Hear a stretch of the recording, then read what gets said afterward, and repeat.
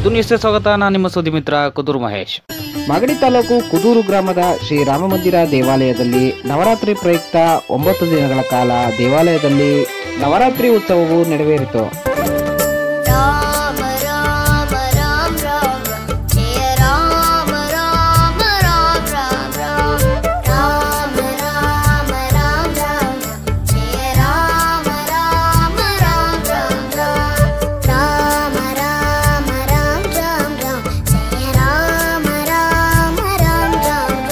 ನವರಾತ್ರಿ ಸಂದರ್ಭದಲ್ಲಿ ಈ ದೇವಾಲಯದಲ್ಲೊಂದು ಪವಾಡವೇ ನಡೆಯಿತು. ಆ ಪವಾಡವೇ ಏನೆಂದರೆ, ದೇವಾಲಯದಲ್ಲಿರುವ ಶ್ರೀ ಬ್ರಹ್ಮಚೈತನ್ಯ ಮಹಾರಾಜರಿಗೆ ಸೂರ್ಯನ ಕಿರಣಗಳು ಸ್ಪರ್ಶಿಸಿರುವುದು. ಹೌದು, ಈ ದೇವರಿಗೆ ನವರಾತ್ರಿ ಸಂದರ್ಭದಲ್ಲಿ ಸೂರ್ಯನ ಕಿರಣಗಳು ಸ್ಪರ್ಶಿಸಿರುವುದು ಭಕ್ತರಲ್ಲಿ ಹಲವು ಅಚ್ಚರಿಯನ್ನ ಉಂಟು ಮಾಡಿತು.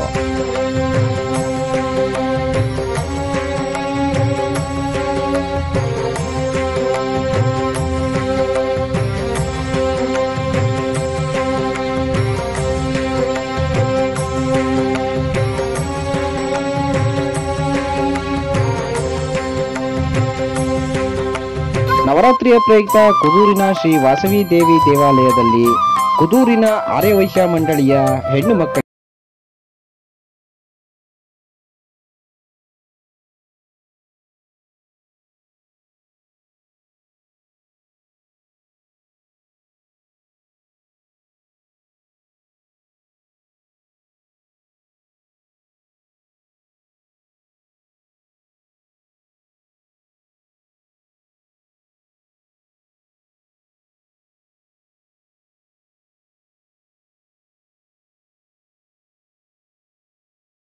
ಪರಮೇಶ್ವರಿ ದೇವಿಗೆ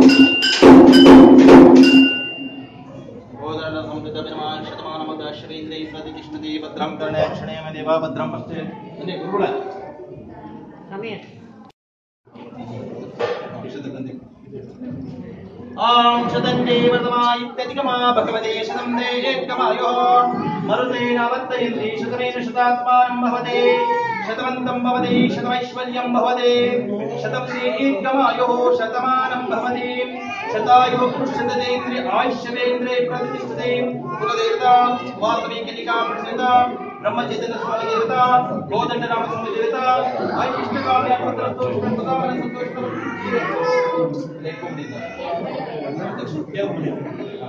ನಮ್ಮ ದೇವಾಲಯದಲ್ಲಿ ಈ 9 ದಿವಸ ವಾಸವಿ ದೇವಸ್ಥಾನದಲ್ಲಿ ಹಾಗೂ ಬ್ರಹ್ಮಚೈತನ್ಯ ರಾಮ ಮಂದಿರದಲ್ಲಿ ಈ 9 ದಿವಸ ನವರಾತ್ರಿ ಅಂಗವಾಗಿ ಪ್ರತಿ ದಿವಸ ಅಭಿಷೇಕ, ಅಲಂಕಾರ ಮತ್ತು ಸಾಯಂಕಾಲ ಮಹಾಮಂಗಳಾರತಿ, ಪ್ರಸಾದ ವಿನಿಯೋಗ ಎಲ್ಲ ಕಾರ್ಯಕ್ರಮಗಳು ಬಹಳ ವಿಶೇಷವಾಗಿ ಅಚ್ಚುಕಟ್ಟಾಗಿ ಶ್ರದ್ಧಾ ಭಕ್ತಿಯಿಂದ ನಡೆದುಕೊಂಡು ಬಂದಿರುತ್ತದೆ.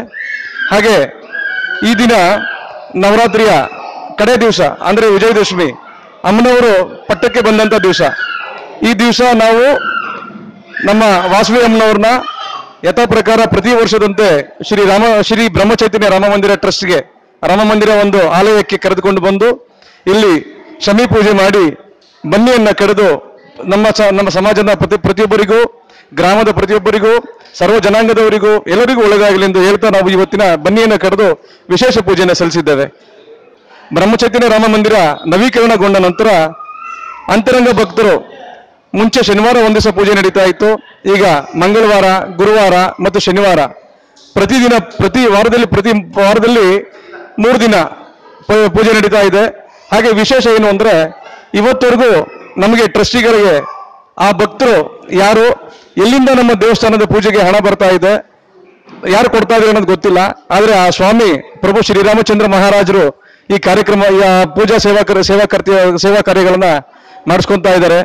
ಖಂಡಿತ ಅಂತರಂಗ ಭಕ್ತರು ಯಾರೇ ಆಗಿರಲಿ ಅವ್ರಿಗೂ ಸಹ ಬ್ರಹ್ಮಚೈತನ್ಯ ಮಹಾರಾಜರು ಶ್ರೀರಾಮಚಂದ್ರ ಪ್ರಭುಗಳ ಅನುಗ್ರಹ ಇರಲಿ ಅಂತ ಕೇಳ್ಕೊಂತ ಹೀಗೆ ಅದೇ ರೀತಿ ವಾಸವಿ ದೇವಸ್ಥಾನದಲ್ಲಿ ಕೋವಿಡ್ ನಿಯಮಾನುಸಾರವಾಗಿ ನಾವು ಪೂಜೆಗಳನ್ನ ನಿಲ್ಲಿಸಿದ್ವಿ. ಆ ಸಮಯದಲ್ಲಿ ನಮ್ಮ ಮಹಿಳಾ ಮಂಡಳಿಯವರು, ಯುವಜನ ಸಂಘದವರು ಎಲ್ಲ ಒಟ್ಟುಗೂಡಿ ಪೂಜೆ ನಿಲ್ಬಾರ್ದು, ಏನೇ ಆಗಲಿ ಪೂಜೆ ಮಾಡಬೇಕು ಅಂತ ಹೇಳಿ ಪ್ರತಿ ಶುಕ್ರವಾರ ನಾವು ಸಂಜೆ ಮಾಡ್ತಿದ್ದಂಥ ಪೂಜೆನ ಬೆಳಗ್ಗೆ ಶುರು ಮಾಡ್ಕೊಂಡ್ ಬಂದ್ವಿ.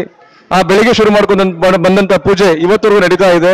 ಇನ್ನು ಮುಂದೆ ನಾವು ಪ್ರತಿ ವಾರದಿಂದ ಬರೋ ಶುಕ್ರವಾರದಿಂದ ಬೆಳಗ್ಗೆ ಮತ್ತು ಸಂಜೆ 2 ಹೊತ್ತು ಪೂಜೆಯನ್ನ ನಡೆಸ್ಕೊಂಡ್ ಬರ್ತೀವಿ. ಎಲ್ಲ ಭಕ್ತರು ಇದಕ್ಕೆ ಸಹಕಾರ ಕೊಟ್ಟಿದ್ದಾರೆ, ನಮ್ಮ ಸಮಾಜದ ಪ್ರತಿಯೊಬ್ಬರು ಸಹಕಾರ ಕೊಟ್ಟಿದ್ದಾರೆ. ಹಾಗೆ ಇವತ್ತಿನ ದಿವಸ ಈ ಶಮಿ ಪೂಜೆ ಬನ್ನಿಯನ್ನ ಕರೆದಂತ ನಮ್ಮ ರಾಮ ಮಂದಿರ ಇನ್ನಷ್ಟು ಏಳಿಗೆ ಆಗಲಿ, ರಾಮ ಮಂದಿರಕ್ಕೆ ಇನ್ನಷ್ಟು ಉದಾರವಾದ ದೇಣಿಗೆಗಳನ್ನು ಬಂದು ಮತ್ತೆ ನಮ್ಮ ದೇವಸ್ಥಾನ ಅಭಿವೃದ್ಧಿ ಆಗಬೇಕು ಅಂತ ಕೇಳ್ಕೊತಾ ನಮ್ಮ ಮಾತನ್ನ ಮುಗಿಸ್ತಾ ಇದ್ದೇವೆ.